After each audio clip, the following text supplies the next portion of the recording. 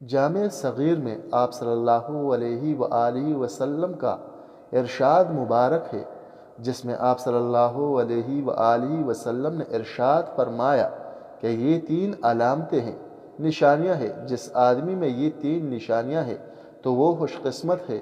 پہلا خوش قسمت انسان وہ ہے کہ جس کی زبان اس کے قابو میں ہو، یعنی وہ کوئی بات کرنے سے پہلے اس بات کو سوچے اور اس بات کو تولے کہ کیا میں اس بات کو صحیح کہہ رہا ہوں، کس انداز سے کہہ رہا ہوں، میرا بات کرنے کا انداز درست ہے یا نہیں، اور اس کے بعد بات کرے۔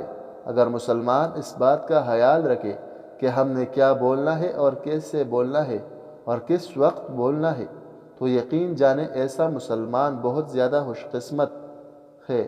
بلکہ ایسا کوئی بھی انسان خوش قسمت ہو سکتا ہے جس آدمی کے گھر کے دروازے رشتہ داروں کے لیے کھلے ہو، جس آدمی کا گھر کشادہ ہو، کھلا ہو، وہ بندہ بھی خوش قسمت ہے۔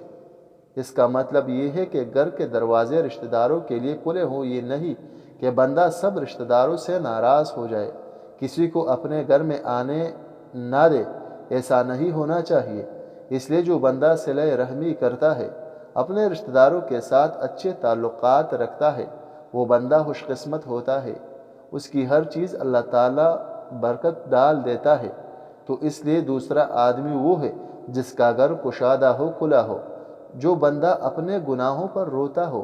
تیسرے بندے کے بارے میں ارشاد فرمایا کہ خوش قسمت وہ ہے، وہ آدمی ہے جو اپنے گناہوں پر روتا ہو، یعنی جس بندے کا دل سخت نہ ہو۔ دل سخت کیسے ہوتا؟ جب بندہ گناہ کرنے کے ساتھ ساتھ اپنے رب کو بھول جانے کو گناہ نہیں سمجھتا، اور گناہ کر کے بھی یہ سمجھتا ہے کہ میں نے کوئی غلط کام نہیں کیا، تو ایسے بندے کا دل سخت ہو جاتا ہے اور پھر اسے اپنے گناہوں پر رونا نہیں آتا۔ تو جو بندہ اپنے گناہ پر روتا ہے، چھوٹے گناہ ہو یا بڑے گناہ ہو، اللہ تعالیٰ سے معافی مانگتا ہے کہ اے اللہ میں تیرا بندہ ہوں، بندے ہونے کی وجہ سے میرے سے گناہ ہو جاتے ہیں۔ کئی لوگ پوچھتے ہیں کہ ہمیں رونا نہیں آتا، ہم کیا کریں؟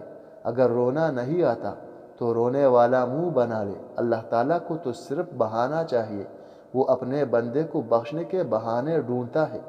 ان 3 بندوں کے بارے میں ارشاد فرمایا کہ جس بندے میں یہ 3 نشانیاں ہیں، وہ بندہ بہت زیادہ خوش قسمت ہے۔